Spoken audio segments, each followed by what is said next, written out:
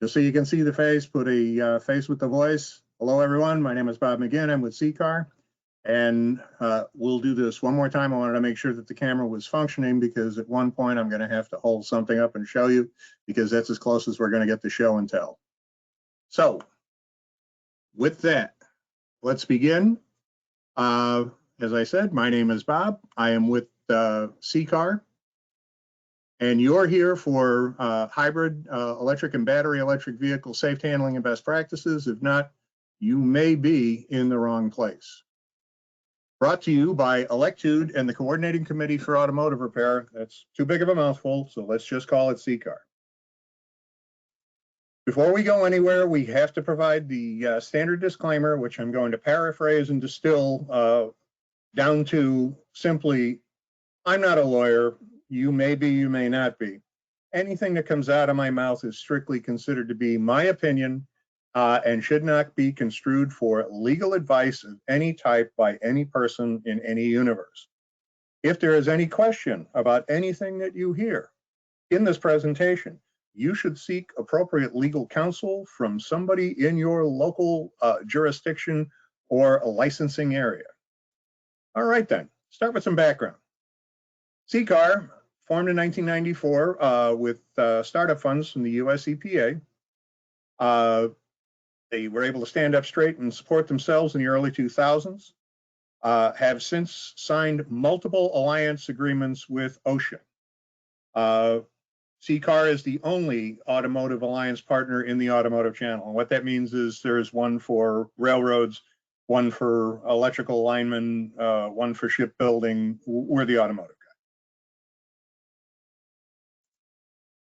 OEMs liked us so much that in 2005, NAHAC asked us to develop a line of hazmat training for automotive dealers. This is primarily targeted at your parts people to safely package, ship, and document hazardous materials to and from depots or out to your customers.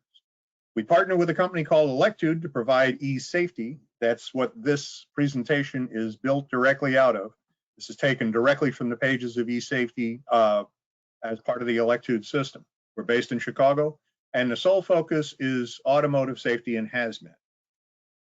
Our partner Electude, founded in 1990 by two automotive instructors who pioneered a new approach to learning. They are the world's leading auto e-learning solution. Cloud-based, allows instructors a broad spectrum of unmatched tools and solution. They are our partner to provide e-safety. And I realize that this is primarily a group of technicians. There may be some students, but if anybody wondered what Electude was, or if you think you might need some refreshing on some of the technology, or just wanted to see what's going on as far as what are they teaching the students that are coming in, go have a look at electude.com. You can get into it for free for the time being. Electude background, 35 languages, 300,000 users, 30,000 instructors, 3,000 schools, colleges, and universities in 55 countries. Not that large in the US, but around the rest of the world, they are ginormous. And there's me, over 35 years, which means I'm older than dirt. 25 years of those was spent in the heavy dirt. Former master certified from the Uncle Henry School of Car Building in Dearborn, Michigan. Currently holding ASCs A1 through 9 and L1, 2, and 3. I am a recovering wrench, have been recovering since July of 17. Joined CCAR in August of 17, and I am the content developer for e-safety. So if anything in this presentation or anything as part of the e-safety content platform you disagree with, contact me and we'll see what that gets you. So the essential concept of this presentation is safety concepts for the compromised, not for normal handling vehicles. It could be a vehicle that's been involved in a crash, collision type, or some other extraordinary event. This course does not address normal handling or diagnostics, does not address any manufacturer tier 1 supplier issues. We will limit the discussion to personal protective equipment, electrical isolation, and firefighting and prevention. So, how does this affect me? Or how does this affect you? Whether or not you're currently working on electric drive, at some time in the future, you might likely have a hybrid or battery electric vehicle brought into your shop. This might be the daily driver of one of your regular customers needing regular maintenance, or it might be a new acquisition by a customer, and I use the term lightly, gently used hybrid or electric. Do you have collision techs on staff? Do you have a body shop that you're running? Has your customer found a used car that's a hybrid or electric vehicle? If that car is a hybrid or electric that's compromised, then they have a potential hazard, and if it's in your shop, you may have a potential problem. Now, EVs and HEVs have been around for a while. Today, it's estimated there's probably more than 3.8 million traveling the roadways worldwide. Hybrids and electrics offer substantial increases in fuel economy, and at the same time, potential to greatly reduce greenhouse gas emissions as a source emitter. I have to qualify source emitter because we don't have enough time to discuss the subject of where the energy comes from. To achieve these goals, we're going to use different and complex components and strategies compared to those used in traditional ICE powertrains.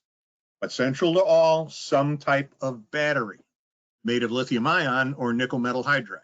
The unique operating characteristics present a unique set of hazards that need to be understood by your technicians before diagnosis and repair begins. Now, in the course of a normal day-to-day, they pose no greater risk than traditional ICE powertrains. However, when an extraordinary event such as a collision, fire, flooding, or any containment penetration of the high voltage battery occurs, it may start in motion a series of events that can be extremely dangerous. Now, throughout, I may use the term extraordinary event, or even to reduce it down to the acronym XOE. I'm referring to things that aren't necessarily a collision. It could be something simple as grounding the chassis in a pothole, knocking into a small piece of road debris, or a cooling system battery, or a failure of the cooling system for the battery with no apparent contact to the vehicle. Now, when such events occur, the vehicle's protection strategy typically executes to prevent possible electric shock and fire hazard exposure to the occupants. And we know what these strategies are. We would open traction battery contacts, disable the fuel system if we have a hybrid. But when this occurs, a condition known as stranded energy becomes present within the high voltage battery. And there is your definition of stranded energy, defined as the inability to remove stored energy from the battery pack after a collision, or here we'll say extraordinary event. What are the dangers? The remaining energy in a high voltage battery presents two hazards to anyone in contact. And by anyone, I mean first responders on scene if we're picking up the pieces of a collision out on a roadway, and later on for vehicle technicians that would be fixing that vehicle. The first is shock hazard from either battery chemistry. The second is fire from lithium ion.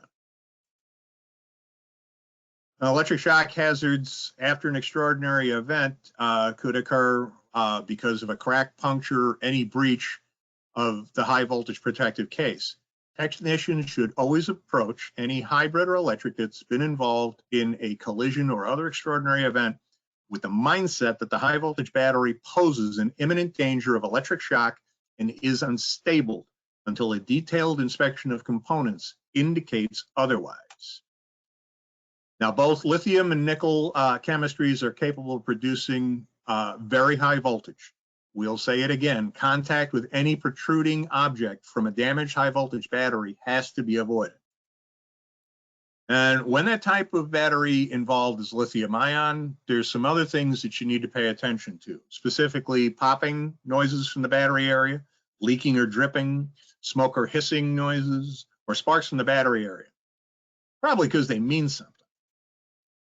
Now, if a vehicle is involved in an extraordinary event or collision, found to have damaged the battery case and has not experienced a thermal event or fire, the precautions include isolating the vehicle outside at least 50 feet away from any flammable combustible. You should be put into effect as soon as possible. Do not leave it in the building.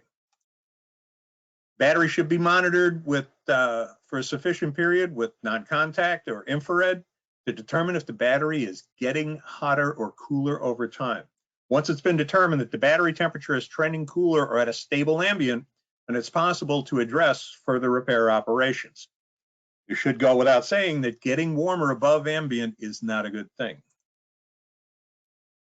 And this forms kind of a second disclaimer where we have to tell you it's strongly recommended you go to the OEM documented repair procedure for handling or removal, that this be followed if it's available. If necessary, contact your OEM directly for technical assistance. If attempting to remove damaged battery, process should be monitored continuously for changes in the battery's thermal state, with the expectation that an unstable lithium-ion battery could develop a thermal event, fire, at any time. And if you're successful in removing a battery, please locate that battery somewhere outside the building, maybe a shed, maybe a tent, but somewhere sufficiently away from the building and any other thing that's combustible, flammable, or valuable to you, until that battery can be remanded for disposal to the authorities, whoever they are. So why all the bluster about lithium ion and fire, the isolation, the monitoring? Is this guy nuts? Yes, I am, but at the same time, it's because of thermal runaway. Thermal runaway describes a process which is accelerated by increased temperature, in turn releasing energy that further increases the temperature. What did he say? Let me repeat this for you, and slower. Thermal runaway describes a process which is accelerated by increased temperature, in turn releasing energy that further increases the temperature, or more simply put, a thermal chain reaction. Thermal runaway event can take place from a myriad of different conditions: physical damage, crushing, tearing, puncturing of the battery case, water intrusion if it was landed in a swamp, or ignition of the battery or reignition of the battery from a fire if hybrid gasoline spilled, heated the battery sufficiently. So if you experience any popping, leaking, dripping, smoking, or hissing, or sparks from the battery area, you may be a thermal runaway. And as the gift that keeps on giving, there's no time limit. Thermal runaway events could take weeks to occur after a collision or other extraordinary event. Reignition or initial ignition may occur at any time without warning. Therefore, any lithium-ion, hybrid, or electric with the potential for a thermal runaway event must be isolated outdoors 50 feet from any flammable combustible source. Now it's time for a quick word about firefighting. These are not thermal runaway events easily extinguished once they get going. Firefighting operations may require in excess of 2,500 gallons of water to sufficiently cool and extinguish a high-capacity lithium-ion battery fire. And some of you out there are going, wait, water? Let me finish. The use of firefighting agents, your class A, B, C, D, foam, halon, do not possess the cooling ability, the heat sink ability of water. Ignition that develops into a fully involved battery fire will most likely require calling the fire department to handle that fire. So be prepared to evacuate. If you're unlucky enough to have this happen in the shop, you may not be able to fight this yourself. We recommend you do not attempt to extinguish it. Call a fire department. Now, I realize this may contradict some of the lithium-ion battery and water reaction videos you're going to see on YouTube. Yes, raw lithium metal will react with water, but I would say this, that in all the examples I've seen out on the web, everybody is peeling or disassembling the battery to extract the components. The canning that's used in powertrain batteries is substantial. It's there to protect it from heat, it's there to protect it from shock, and it's there to protect it from water. In the event that something happens, let's say we have something as simple as liquid cooling that floods the battery because of a failure. It's not going to be an immediate fire. Further complications, hybrids will have gasoline. For this reason, careful consideration must be given to the reduction of the isolation of the vehicle's liquid fuel charge, if possible, to prevent catastrophic damage and loss of life or damage to property. May not be possible to conduct repair operations on an HEV safely. This would be a good place to stop and see if we have any questions.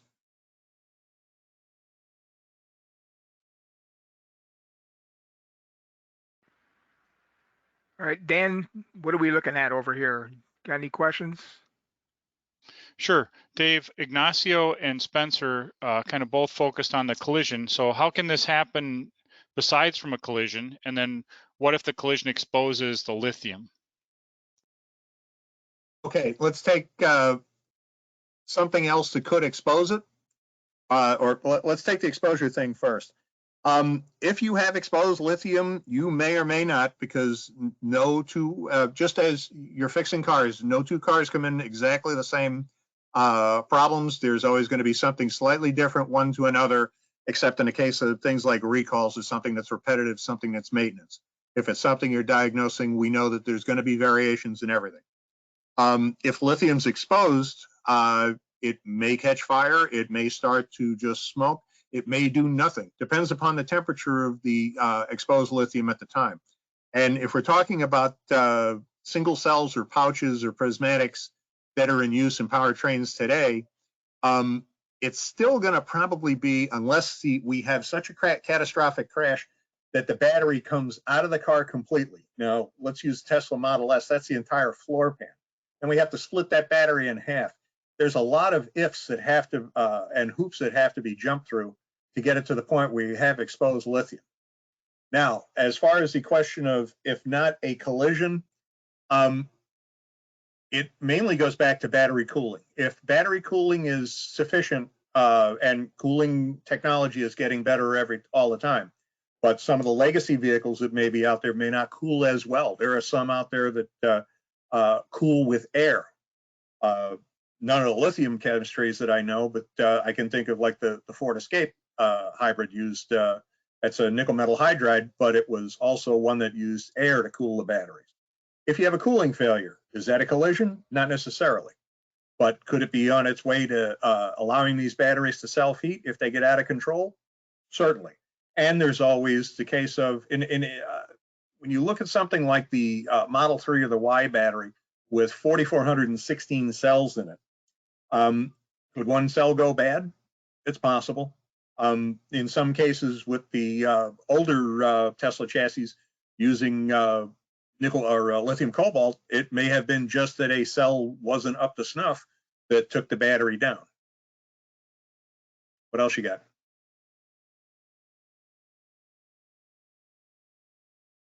Okay, so several people have asked, how do they dispose of and manage the damaged battery?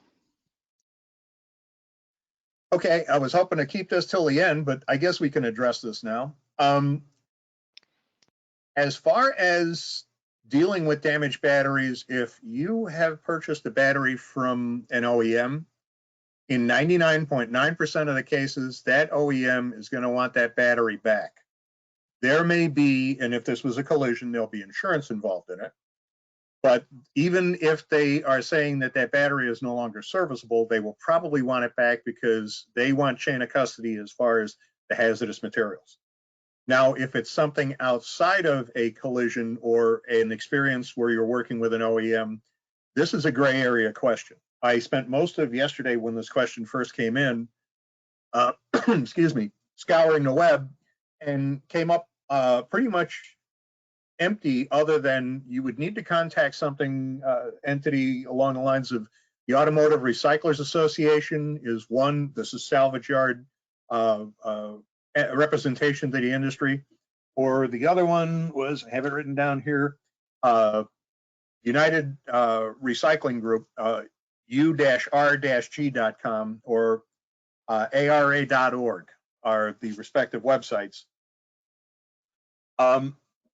You need to check with your local recycler to find out, are they accepting? And in most cases, if you have a salvage operation that's doing a good enough business and has been handling these things, if they're not taking it, they will probably point you at somebody that can. Other than that, the next step in the chain is going to be your local EPA.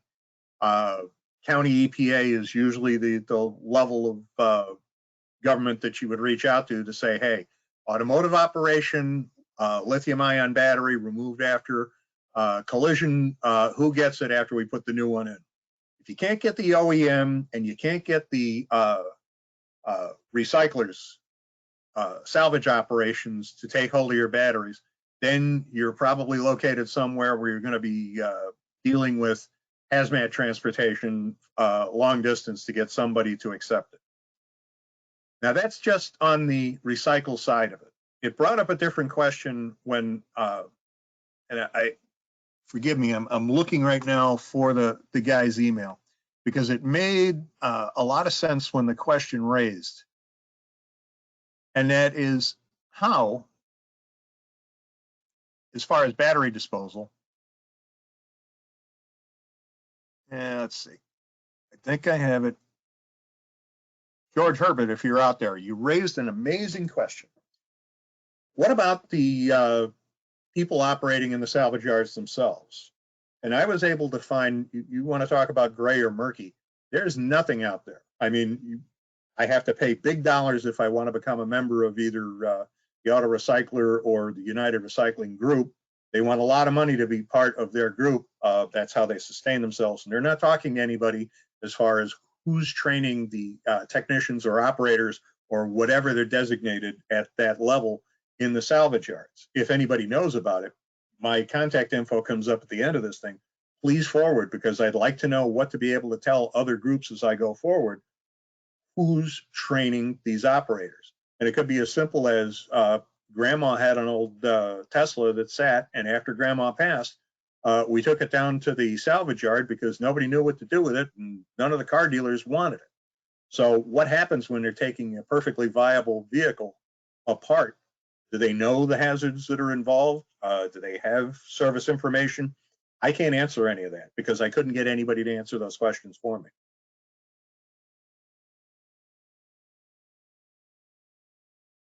Hope that covers it. Yep, many of the questions coming in you're going to address in a little bit here, so let's let it roll. Okay.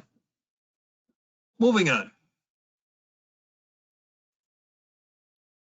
So, systems are designed to generally be tolerant of abuse conditions. Those abuses could be overcharge, in an electrical state, overcharge, short circuit, thermally crush, mechanically a crush, thermally a fire. There's a myriad of different things that could be abusive to a battery. Now, propagation or transmission of a thermal runaway from cell to cell can lead to a cascading failure of the battery that results in a fire that is extremely difficult to extinguish. And we will get to why it's difficult in a minute.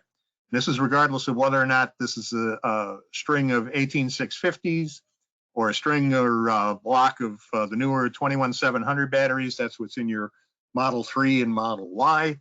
Or prismatics or pouches, Chevy Bolt, BMW i3. I may have those transposed, but one goes to one, the other goes to the other. The important thing to remember is that batteries contain both an oxidizer in the form of a cathode and fuel in the form of an anode in a sealed container. So, who are the players? So moving forward, let's identify some of the chemistries out there in the powertrains. All the players listed here are cathodes, except for lithium titanate, which is the third one down, which is an anode.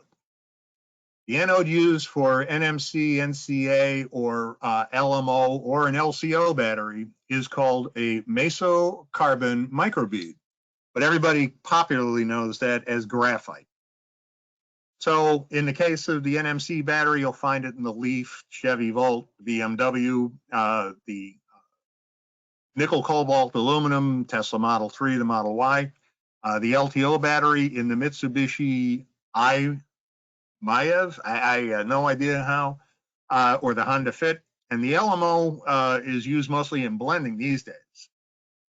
The lithium cobalt oxide is the OG of the lithium ion battery family. And by OG, I mean original gangster, because it is the least stable, most prone to thermal runaway. Unfortunately, that's what's found in the Tesla Roadster and the Smart 42 ED. So I'm going to turn the camera back on, if I can get a little cooperation from my system.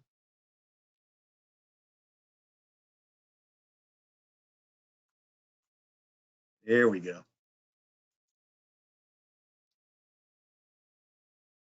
Right here is an example. Okay. You're looking at a Samsung 18650 right next to a AA battery. This is just to give you an idea of the size. It's not much bigger than a AA, but it packs a lot of punch. Okay, nice talking to everybody.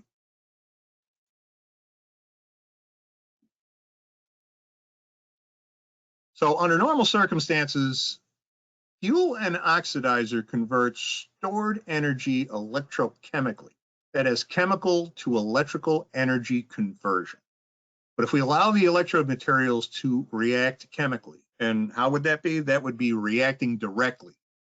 In an electrochemical cell, the fuel and oxidizer convert the chemical energy directly into heat and gas. There's no need to convert it into electrical energy.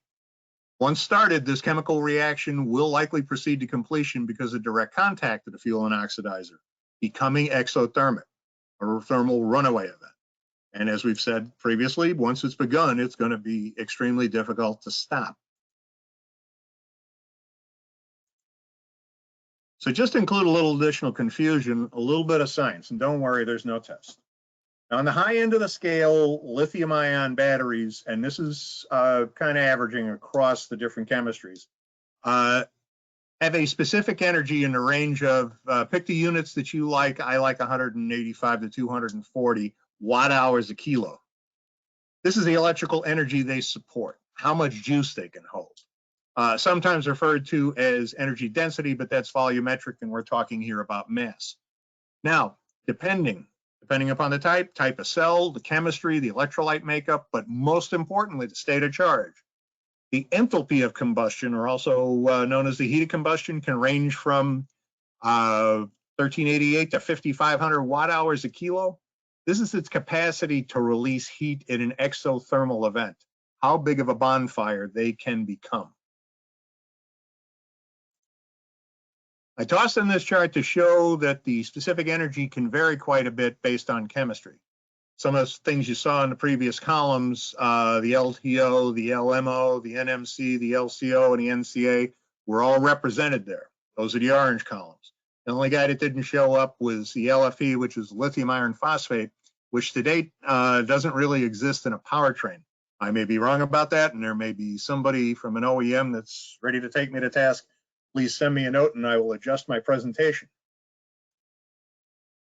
If you didn't get anything else out of this presentation today, or if you just showed up now, the most important thing that I want to convey to you is that all chemistries have the potential to release much larger quantities of heat energy compared to their electrical energy content if they are on fire. The higher the state of charge, and primarily the state of charge is the driver here, the higher the release rate. Some tests at 18650s in the heat release range of 5.2 to 8.3 kilojoules, or look at that, it's also the same in kilowatts a second. The higher the state of charge, the sooner thermal runaway and exothermic release will occur. So I threw in a new term, heat release rate, just so everyone's clear on what we're talking about here. I'd like to use the birthday candle example. One candle probably burns at 1600 degrees F and has a heat release rate of about 60 watts a second, or 60 joules if you're playing on the SI scale. We take 10 candles, rubber band them together, stick them on the cake, light them, and bring one flame in, one uniform flame. You still have about 1600 degrees of burn temperature, but the heat release rate is now 600 watts a second. By itself, this doesn't mean much, but compare it to the heat release rate of one of the 18650 cells at almost 8,000 watts a second, and you can see that the 18650 can pack a thermal punch. So failure modes.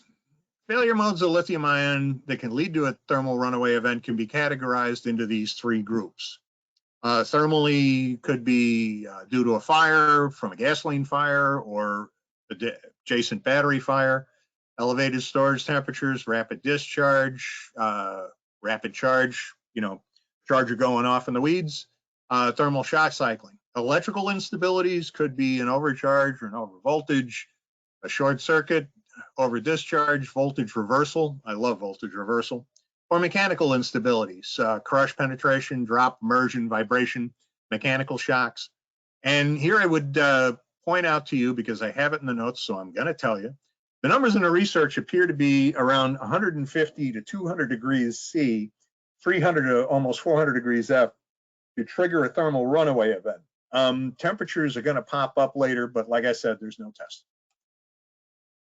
Now, to further understand thermal runaway, it's essential to grasp these concepts. And that is, for lithium ion, that heat generation increases exponentially, more rapidly with temperature, while heat dissipation only decreases gradually over time. The response to any failure mode scenario arises from the dynamics of heat generation and heat dissipation. If we can cool more than we heat, we'll be okay. If we heat more than we're able to cool, we have a problem. Faults and outcomes. So when a battery pack or module fails, the resulting outcome is going to fall into one of three categories.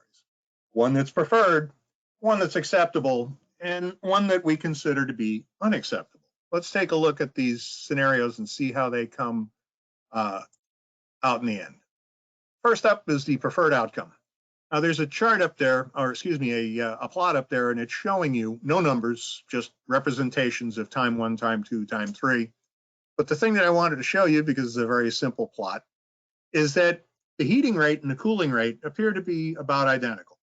The heating rate takes off at a sooner point, but the cooling rate catches up to it, and for as much as we can heat, we can probably cool. So in this instance, we're going to be okay. But we describe this as a failure occurs within the cell that leads to an increase in temperature.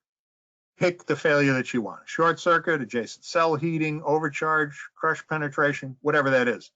Reaction within that cell creates additional heat and gas, and that reaction zone expands.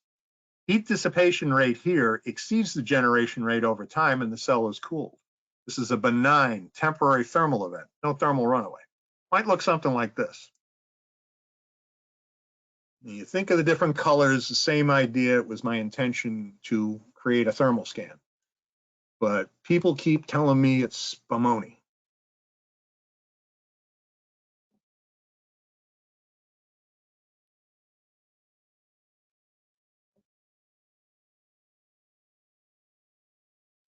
Not much to look at. To review, failure occurs within the cell, leads to an increase in temperature. Pick the failure that you like. Reaction within the cell creates additional heat and gas. The reaction zone expands. Heat dissipation rate exceeds the generation rate. Cell is cooled, no thermal runaway. Moving on, next up, an acceptable outcome. Plot looks similar to the last one, but here the heating rate takes off and moves way up compared to the cooling rate. Cooling rate's lagging behind here. We would describe this as a failure occurs within the cell to increase temperature. Pick the failure that you like. It's okay with me. Reaction within the cell creates heat and gas. That's additional. That reaction zone expands. Heat dissipation rate is less than the generation rate. We are generating more heat than we are able to heat sink off. Cell enters thermal runaway. Additional heat and gas are produced. The cell vents or explodes. Nearby cells heat up but are not driven to thermal runaway. Expansion is stopped at the single initial cell failure. Probably going to look like this.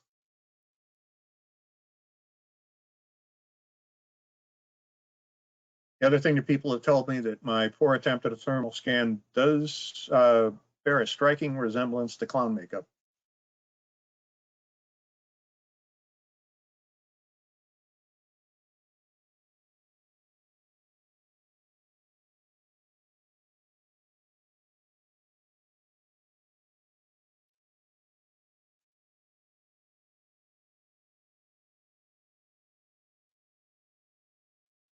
A little more intense this time, but still we've limited it to one cell. Not much to write home about. So we review it. Failure occurs within the cell that leads to an increase in temperature. Pick any failure out of the deck that you like. Reaction within the cell creates additional heat and gas. The reaction zone expands. Heat dissipation is less than the generation rate, and the cell enters thermal runaway. Additional heat and gas are produced. The cell vents and explodes. Nearby cells heat up but are not driven to thermal runaway. Expansion is stopped at the initial cell, which leaves us with an unacceptable outcome. And now we have changed the plot, or plat. We've changed the chart. Here you're going to see some numbers. On the X scale, 100 to 250 is the temperature in degrees Celsius that the battery is experiencing. Vertically on the Y plot, you are looking at the self-heating rate in degrees Celsius a minute. And everybody's happy just moving along because we're heating. We have a problem, but we're hoping that it's going to catch up the cooling system to the heating that the battery is experiencing up to about 150 degrees. After that, we move from a half a degree up to maybe 1 degree. And then by the time we hit 165, we're probably, or 170, we're at 5 degrees a minute. And then when we move ourselves out to 190 degrees, all of a sudden it all breaks loose and it goes vertical. This is the best example I've seen in a chart of what a thermal runaway scenario looks like. We describe this as an abuse event occurs within the cell that leads to an increase in temperature. Please pick any abuse event that you like. Reaction within the cell creates additional heat and gas, and reaction zone expands. Heat dissipation rate is substantially less than the generation rate over time, and the cell enters thermal runaway. Additional heat and gas are produced. The cell vents violently and explodes. Adjacent cells are driven into thermal runaway and explode. Cascade of cell failures consumes the entire battery. And before we move to the animation, something about this graph in 190 degrees C. Now, depending upon the data providers, thermal runaway may be expressed as where it starts, and in this case, it starts at about 150 degrees C, or where it takes off. In this NCA cell example, we start at 150 and we go vertical at 190. What this is telling you is in that range, you might be able to recover from 150 to say 175, maybe 180 at the outside, if you're able to get the cooling back up or be able to cool the battery system off. Once it goes vertical at 190 degrees, there is no stopping it. When researching, also always make sure you can find a chart, because it will definitely make it easier to understand what some of these engineers are trying to convey to you. So without further ado, wonder how this is going to turn out.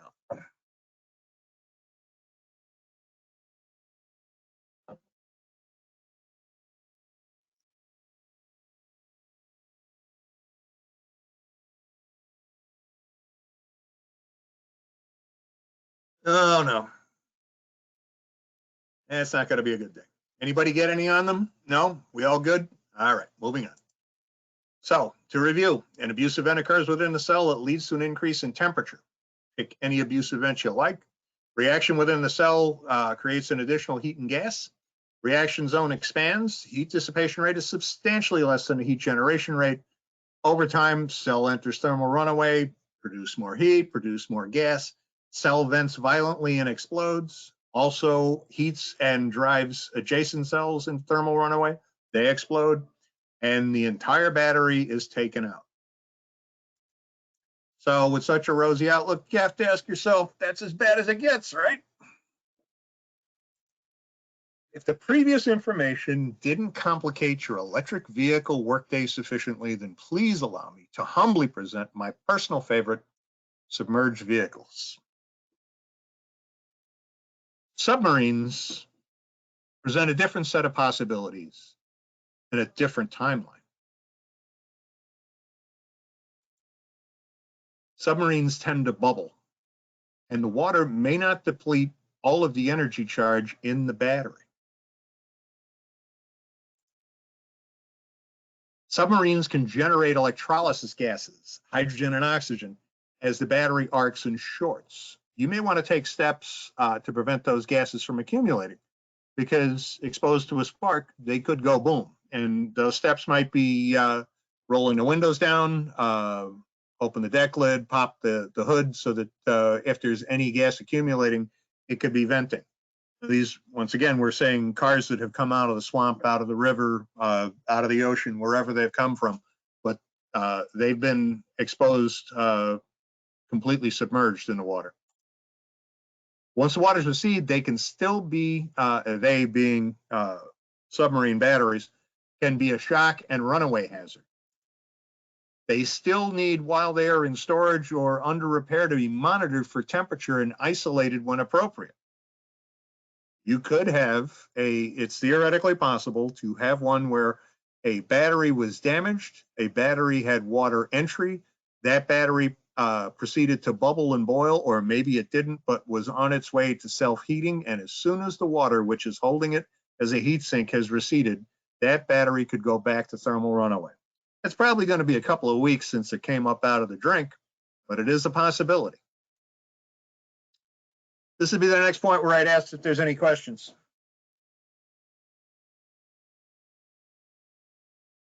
Okay, so Josh asked, what kind of corrosion hazards are there with these types of batteries?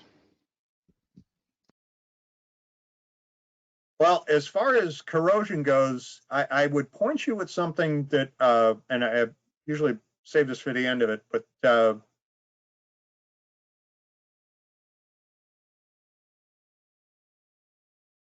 and maybe I just will.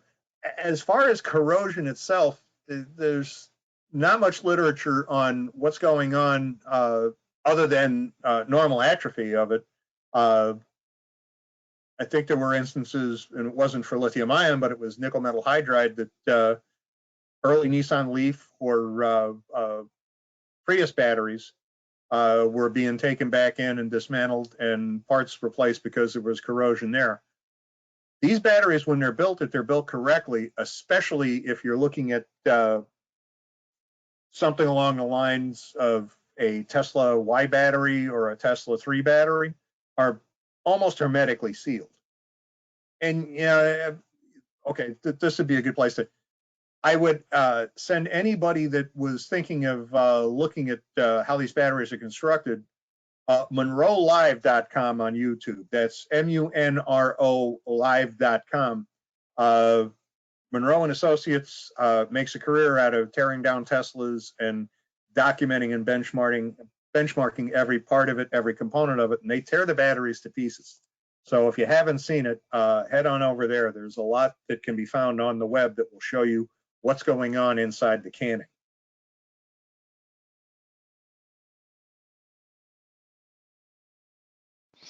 Okay, and then James asks, do you have an idea of how long you must wait before pulling the car in something that's happened this way? And then adding to that about the wait time is, when is it safe on these vehicles? When's the determination for when it's safe?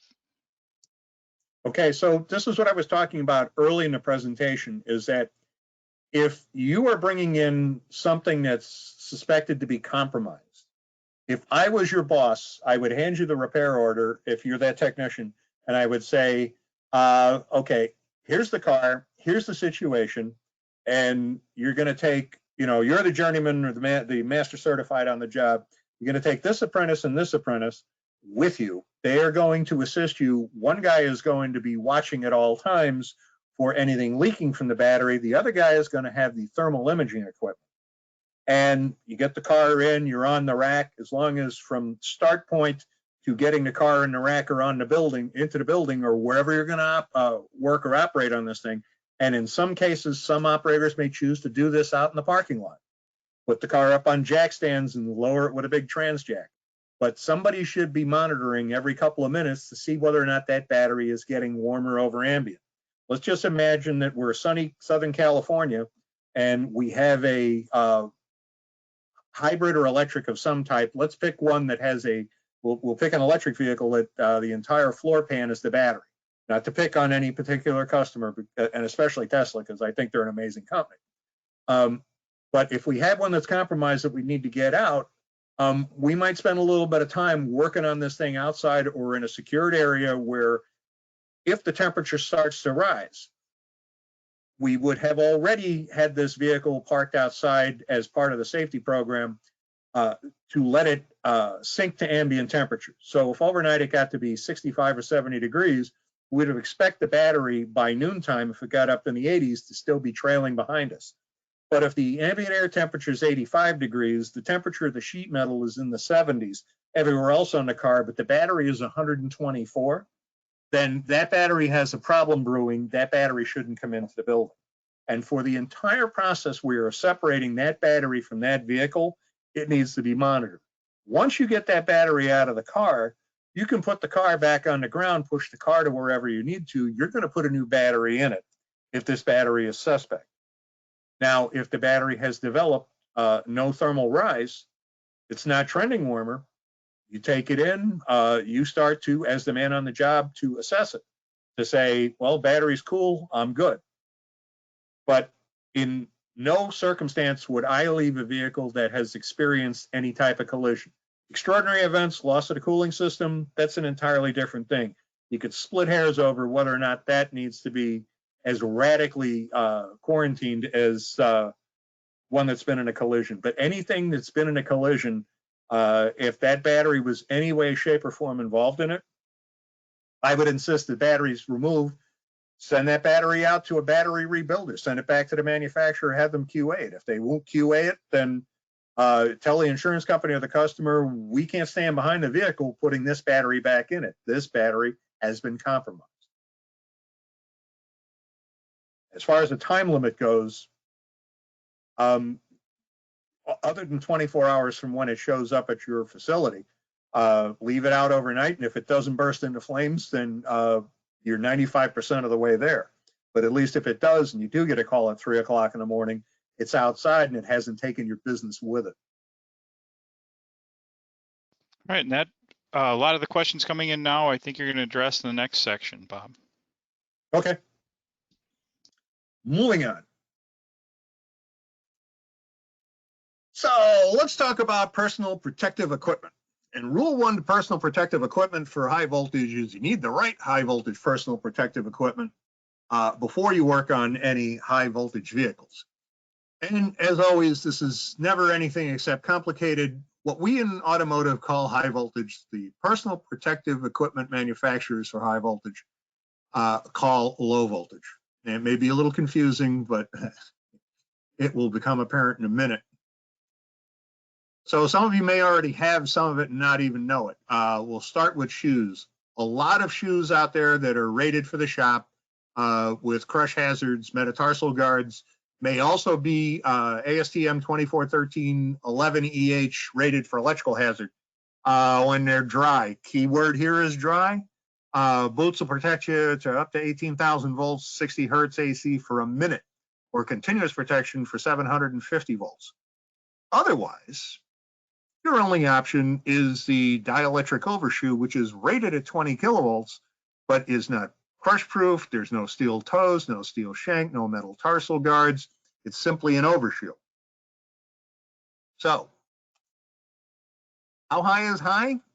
The IEC, or the International Electrotechnical Commission, set forth the following voltage ranges. Now remember, this is an automotive here. This is power lines out there on the prairie. That extra low is 0 to 50 in AC and 0 to 120 DC. To them, low voltage, and they're the people that are setting the standards for the PPE. We'll just look at the DC scale as 120 to 1500 volts DC. You have to contrast this by anything in automotive above 60 volts DC or 30 volts AC is considered high voltage. Excuse me, this is important because as the voltage rating rises, so does the cost. So I provided this so that if you're buying high voltage PPE, it's best to know what range you need, because they may look similar and they may actually be similar, but if they put a different tag on it, that price is going way up. So all qualified high voltage personal protective equipment will have a voltage range and an expiration date. This applies to all the rubber goods, gloves, boots, sleeves, aprons, used to be known as lineman's PPE. Now that we in the automotive industry are coming to use it on electric vehicles, it'll also be electric vehicle PPE. It's important to use the correct high voltage rating and to have your personal protective equipment recertified or placed once it expires. Yes, there is an expiration date. You do not use expired high voltage personal protective equipment unless it's been recertified and stamped by the entity that supplied it. So when you're shopping for PPE, your class is 0. Your target group for rubber gloves is going to have a red tag. And there you see it at voltage rating for 1500 volts, 1000 volts AC. Now, rubber gloves need to be inspected for surface defect. Air testing is a standard test for integrity by roll-up or using a glove test pump. We never, ever use shop air to test gloves. Why? Because a glove can be pinholed by slight overinflation, and a pinhole is sufficient to convey a lethal shock. Also, gloves are expensive. The example that you'll see in a few slides up, our example, came to us at $130 US, and they were expired when we took them out of the box. Excuse me. If you're working on high voltage full time, then a glove pump is in your future. It's a must. The task of testing is something you can delegate to a competent apprentice or a subordinate. Basically, you put a glove on it, you pump it up. If it holds air, it's good to go. If it doesn't hold air, it's taken out of the rotation. It's as simple as that. You have to make sure that you are using the outer leather gloves to protect the inner rated rubber voltage gloves, high voltage gloves. The outers need to be inspected for any damage or contamination. Why? Because at 12 volts, excuse me, losing the voice here. Because at 12 volts, let's imagine we have a little bit of grease and a little bit of metal shavings from the brake lathe on the tip of the glove. If we have a 12 volt contact, we're not even going to realize it. Maybe it's a little spark, no big deal. At 400 to 600 volts, that's definitely conductive, and it's going to be a shock of a different nature. Now, if I was given a presentation in person, I have samples of PPE to pass out among the group. Unfortunately, photo examples will have to suffice. Excuse me. Now here, this is our example gloves that we pass around at conference. It has a date, November 19th of 2018. The manufacturer's name is on it in the red label with a target class of 0. Now would be a good time to discuss personal protective equipment which has arc thermal protection value or an ATPV rating. These devices are essential for thermal isolation, and keyword here is thermal. You might need the right ATPV for your process and application. So this should give you a little more information about what you may or may not be purchasing. This chart shows that arc flash or hazard risk category as it relates to incident of heat or incident energy, along with the minimum arc thermal protection value for the PPE. Must be noted here that heat resistance to heat is not the same as electrical isolation. We're talking about resistance here to a potential arc flash. Excuse me. Now, if we were doing this live, we'd pass around our demo face shield, which is a Cellstrom 31200. It's the only arc flash rated 2 face shield that we could find that isn't attached to a hard hat.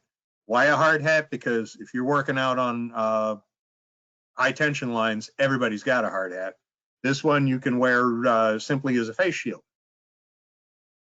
Now, it has a ATPV of 9.9 calories per square centimeter. Calories in a minute. The ATPV rating is for protection against incident of heat or arc flash, not necessarily for electrical isolation, but there is some electrical isolation to it. Calorie is the energy required to raise 1 gram of water 1 degree Celsius at 1 atmosphere. Sorry if that's putting anybody to sleep. Or let's try this. The onset of the 2nd degree burn may occur at 1.2 calories per square centimeter per second. That's the Stoll curve developed by the Navy back in the 40s. Neither of those mean anything to me, but maybe this, because this came from an engineer and this was pretty smart. He says, 1 calorie per square centimeter can be approximated to holding your finger over the tip of a cigarette lighter flame for 1 second. That's a calorie. Your institution requires arc flash ratings, yada, yada. That's actually something that's left in for education. You're the man on the job. You know what you need as far as protection.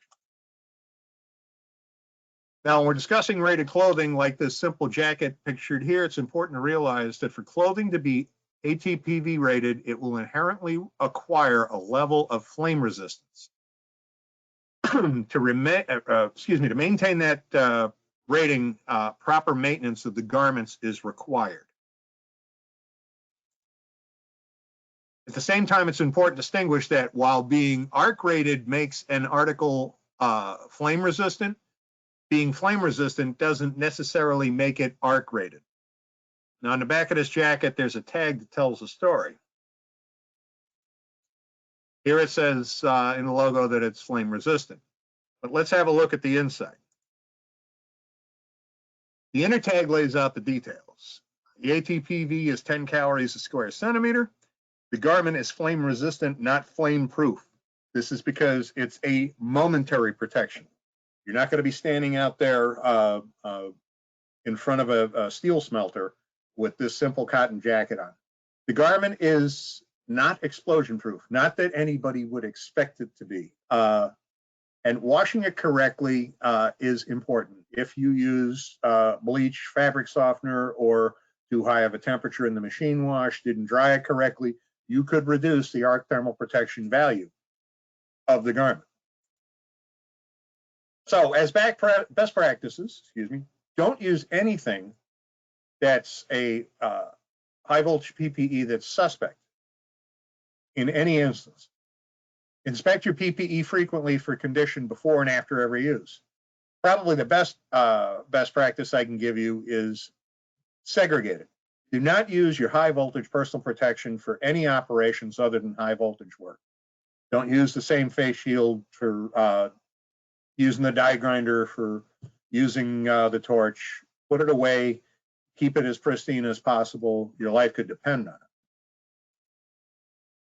Now, when we come to equipment, a couple of simple rules. Test equipment should be IEC Cat 3 600 volt or better rated. What that means is that, and there'll be a chart for it, that this is the minimum. You can go above that, but this is the minimum that most of the research, and I believe SAE would actually be passing along that they found this as a standard. You need to inspect your meters and your test leads for damage and wear at the start of each shift. The reason, again, if we had a 12-volt short circuit from an exposed conductor on a test lead, and this always gets a laugh from instructors, because if you have students and they ground the test leads or shave the edge off of it, now they have an exposed conductor. At 12 volts, it's an oops. If it contacts and completes or makes a short circuit, it's actually funny. You get a little flash and everybody's laughing, and we get a good chuckle. But at 600 volts, it might be a fire or a ride in an ambulance.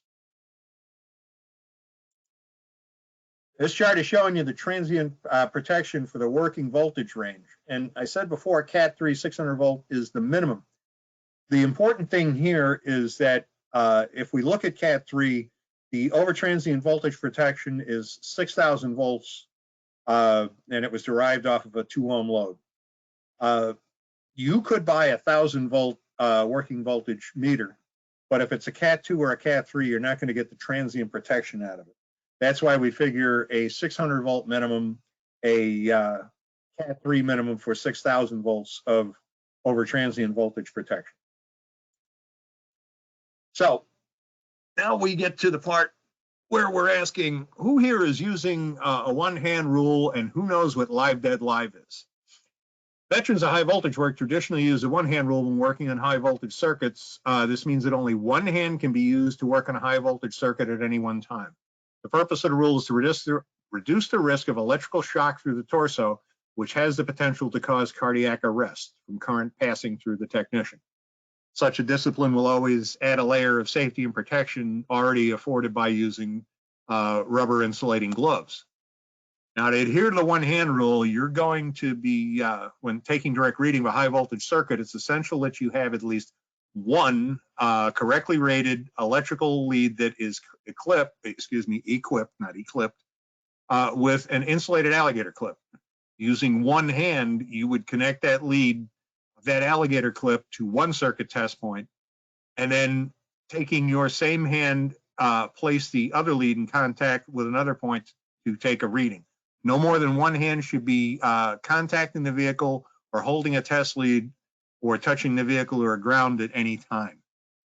A live dead live is a means of using an alternate reference power source to check your meter. A lot of times it's only a 12-volt battery would be sufficient. If you feel the need, you could use a 120-volt outlet. But what you're doing essentially is you check the meter to see that it shows voltage, and then move immediately from your reference to check, perhaps you're checking for 0 voltage after you powered down a hybrid. If we see 0 volts, then we go back to the reference to prove that the meter function still maintains, that it's correct. We were live at 12 volts, we were dead on the vehicle, we were live again at 12 or 120 volts, live, dead, live. Your meter should always be tested in the same range and mode for live, dead, live, and the system voltage absence test that you're performing on the vehicle. If you have meters that go and wig out in auto ranging, set them to the manual ranges and figure out what you need to ahead of time before you go touch a live vehicle. And just because NHTSA demands 500 volts, 500 ohms per volt of system isolation doesn't mean you don't need an insulation tester if you're going to be working on isolation faults. Why? Because there is no way to verify insulation isolation with a multimeter. And if you can see it on their screen, the voltage reference that this fluke meter is providing out to that circuit is 5,249 volts. Isolation testers can produce some extraordinary high voltages. That's why they're able to tell you that the circuit you're testing shows 150 gig ohms of isolation.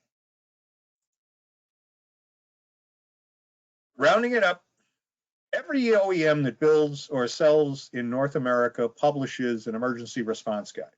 These are generally geared towards first responders, but they can give you a lot of fundamental safety info, like where the wires are to cut if there was an emergency, where the 12-volt battery is if you can't readily find it, where the service disconnect is located.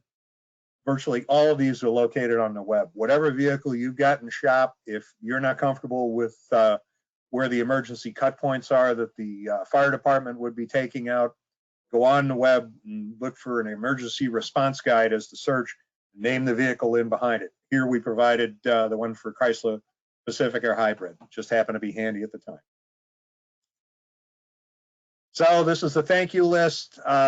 If you're looking for some very heavy reading, National Renewable Energies Laboratory Vehicle Battery Guidance Roadmap will definitely help you sleep. I would remove the names of the, I put them here as thanks, but definitely take them out of the search because they're going to take you to a different location. The MIT Crash Safety of Lithium-Ion Batteries by Asafani, great work. National Fire Protection Association, the Alternative Vehicle Safety Program Training Field Guide 2015 has probably been updated since I wrote this thing. And if you're interested in a work that goes back many, many years, Battery Hazards and Accident Prevention by Levy and Bro. Excellent, but there again, you have to be looking for this type of reading. So before I take questions, I'd like to say that it's not my intention to scare anybody off of electric drive. This is the future. This is what's coming. It's not my intention to scare you off. That is, of course, unless you plan on disregarding any of the hazards. And with that, I say thank you, and we'll open it up to questions. Okay, Bob, just have a couple here. David and several others asked if there's a way to prevent thermal runaways. Is there a solution for that?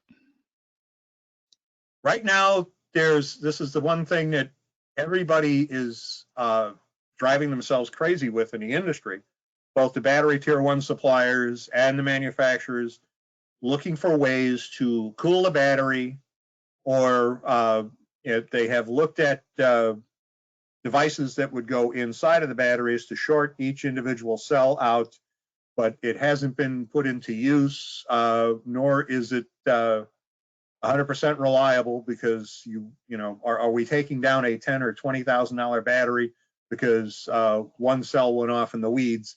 So the technology is still in the works. They're still looking for solutions. Some of it may mean that the entire lithium chain of chemistry goes out the window. I get updates all the time from the National Academies of Science Press to see if there's anybody that's got a new paper out, just to find out, hey, we have a new solution for the automotive industry, but people have tried this with sulfur ions and all sorts of different chemistries.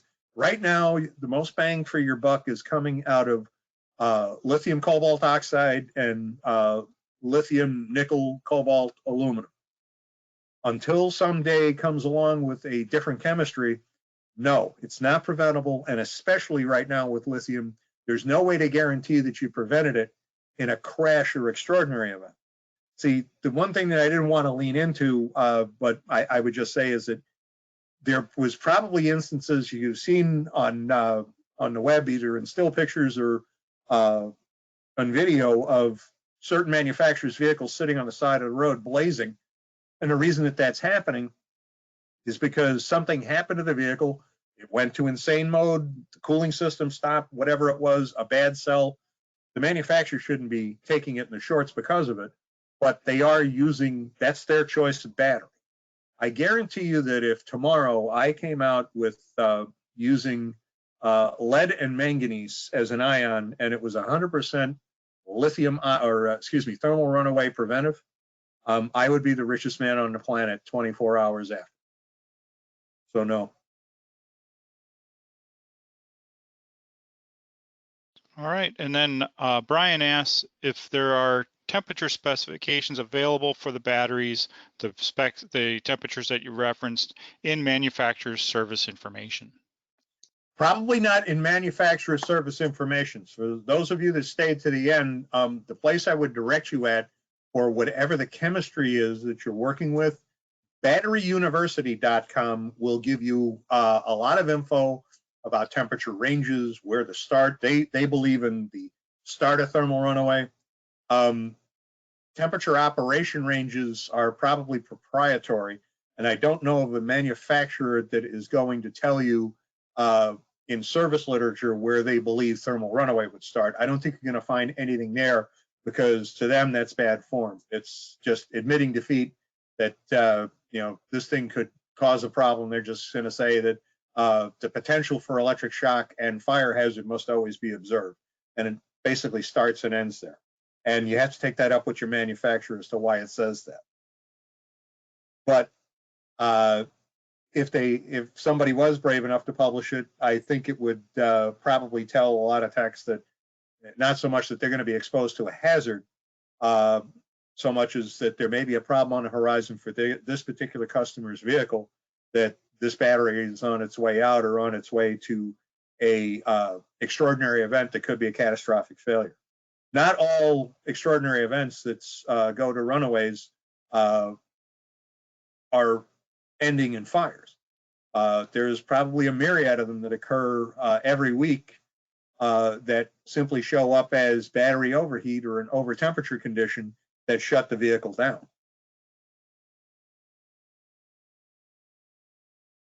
All right, and then I'm going to pass this over to Dave Kappert. Okay, thank you, Dan, and thank you, Bob.